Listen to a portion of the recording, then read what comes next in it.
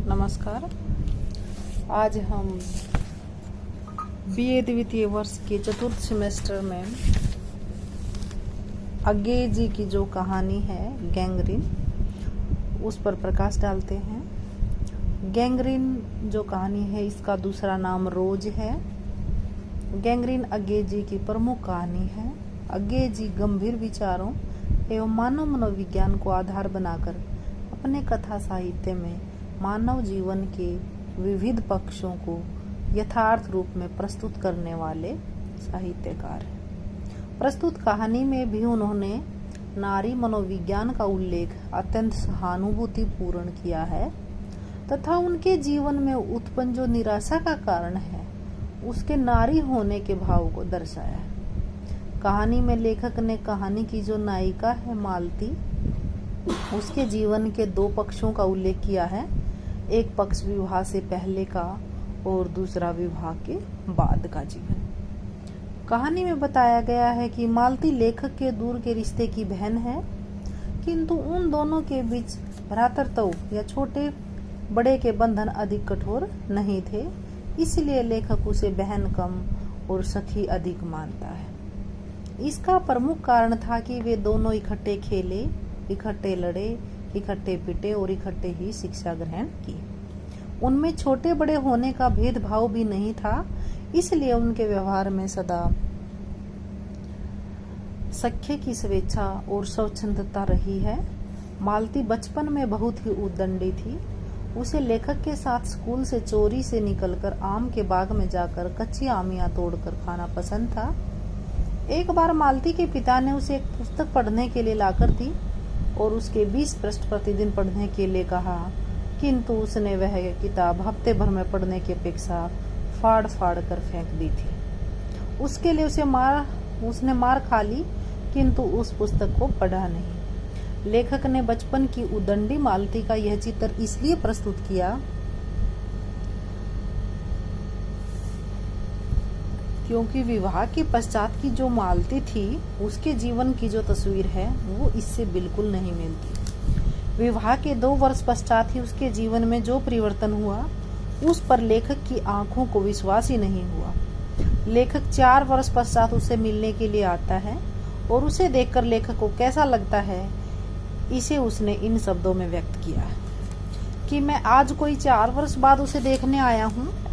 जब मैंने उसे इससे पहले देखा था तब वह लड़की ही थी, अब वह विवाहिता है, एक बच्चे की माँ भी। इसमें कोई परिवर्तन उसमें आया होगा, और यदि आया होगा तो क्या, मैंने अभी तक कभी नहीं सोचा था। अब उसकी पीठ की ओर देखता हुआ मैं सोच रहा था कि ये कैसी छाया इस घर में छाई हुई है, और विशेषता मालती पर। कहने का भाव है कि नारी के जीवन में विवाह के पश्चात बहुत बड़ा परिवर्तन आ जाता है। उसमें नारी होने का भाव उत्पन्न हो जाता है। उसे एक विशेष ढंग का जीवन जीने के लिए बाध्य होना पड़ता है।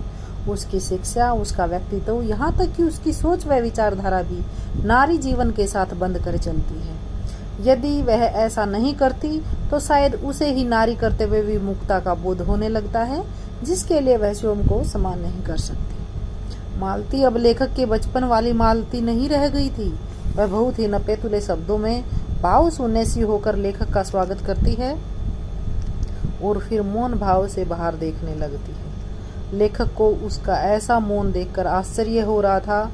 लेखक उसके मौन को लक्ष्य करके लिखता है कि थोड़ी देर तक तो वह मौन आकस्मिक ही था, जिससे मैं प्रतीक्षा में था मालती कुछ पूछे, किंतु उसके बाद एकाएक मुझे ध्यान हुआ कि मालती ने कोई बात नहीं की, यह भी नहीं पूछा कि मैं कैसा हूँ, कैसे आया हूँ, चुप बैठी है।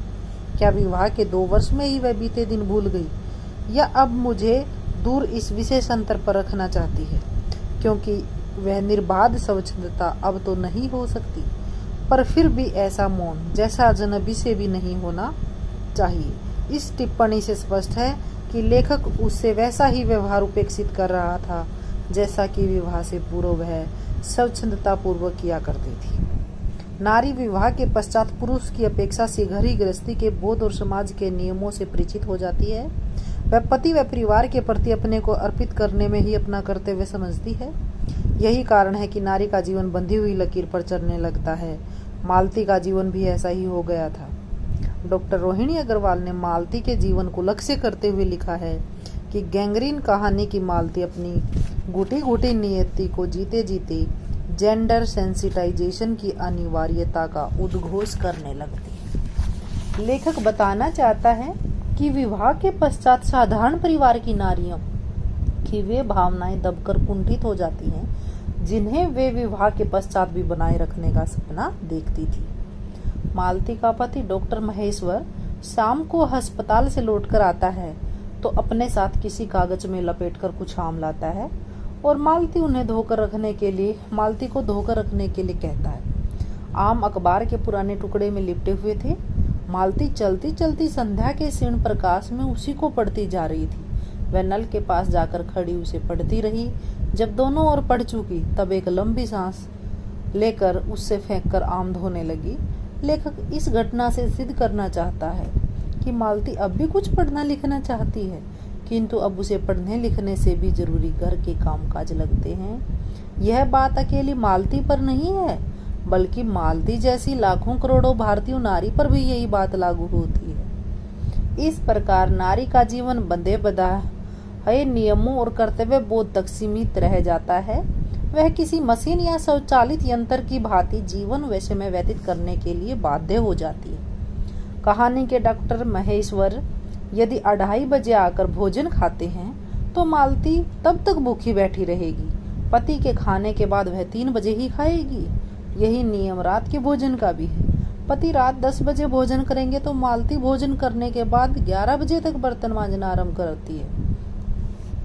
परंतु कहानी में नारी जीवन की व्यथा को व्यक्त करने के लिए एक अन्य उदाहरण प्रस्तुत करते हुए लेखक ने बताया है कि डॉक्टर महेश्वर प्रातः 7 बजे डिस्पेंसरी जाते हैं, इसलिए मालती प्राय 4 बजे जाग जाती है। लेखक ने इस संबंध में लिखा है कि वही 3 बजे वाली बात मैंने फिर देखी, अब की बार और उग्र रूप में। मैंने सुना मालती एक बिल्कुल अनैच्छिक, अनुभूतिहीन, नीरस यंत्रवत, वह भी थके हुए यंत्र के स्वर में कह रही थी, 4 बज गए, मानो इस अनैच्छिक समय गिनने में ही उसका मशीन तुल्य जीवन बीतता हो, वैसे ही जैसे मोटर का स्पीडोमीटर यंत्रवत फासला नापता जाता है।